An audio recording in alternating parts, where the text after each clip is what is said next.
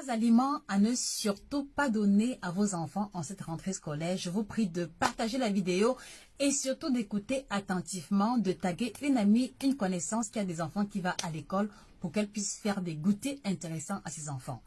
Alors, aliment numéro 1 que vous devez éviter le pain spaghetti, d'accord? Donc, ce n'est surtout pas un aliment à donner à votre enfant en guise de goûter. Parce que l'ingrédient principal du pain, c'est la farine de blé. Et l'ingrédient principal du spaghetti, c'est encore la farine de blé. Donc, si vous donnez le pain spaghetti à l'enfant, vous êtes en train de donner à l'enfant le pain chargé avec le pain, juste que la forme visuelle est différente. Et c'est un crime nutritionnel vraiment de la pire espèce. Et en deuxième lieu, parce que il s'agit de la farine de blé raffinée, dont il n'y a plus de vitamines ni de sels minéraux à l'intérieur. Donc, petit déjeuner numéro 1 à éviter ou goûter. On évite le pain spaghetti, on évite le pain macaroni, on évite le riz macaroni, on évite les pommes macaroni. D'accord? C'est une tautologie alimentaire.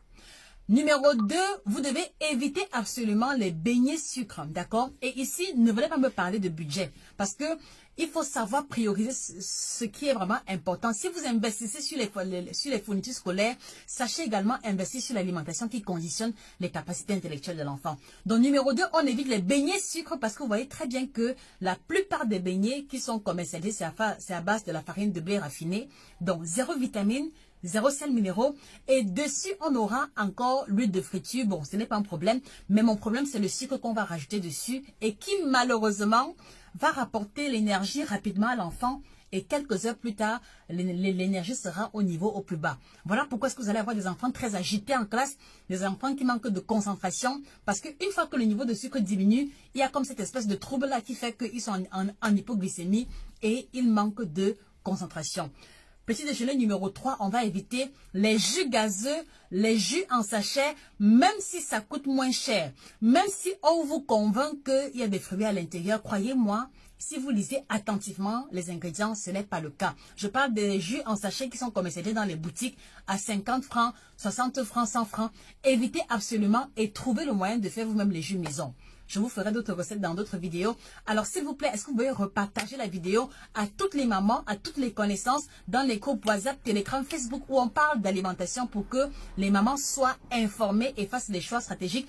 Et mettez en commentaire qu'est-ce que vous voulez que l'on développe, d'accord, pour vous, pour l'alimentation de vos enfants en cette rentrée scolaire. C'est avec plaisir que je le ferai pour vous. C'était Josica, votre spécialiste de l'alimentation tropicale. Merci de vous abonner et on se dit excellente rentrée scolaire à vous et courage à vous, chers parents. Au revoir.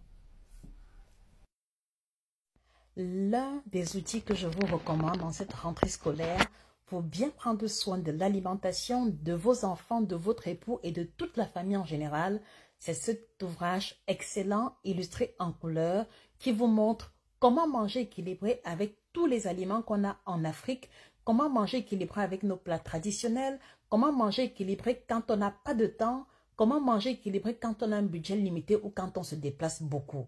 Je m'abstiens de faire davantage de commentaires. Allez-y vous procurer l'ouvrage et utilisez toutes les ressources qui vous ont été données dans ce livre, avec des exemples pratiques et applicables par tout le monde. Et regardez vous-même la santé, l'énergie et la concentration de vos bouts de chou s'améliorer. Mais surtout aussi, observez vous-même la diminution de la recrudescence des maladies, des cas de fatigue, des rhumes ou des petites pathologies dont vos enfants souffraient, pour lesquels ils ne seront plus jamais victimes.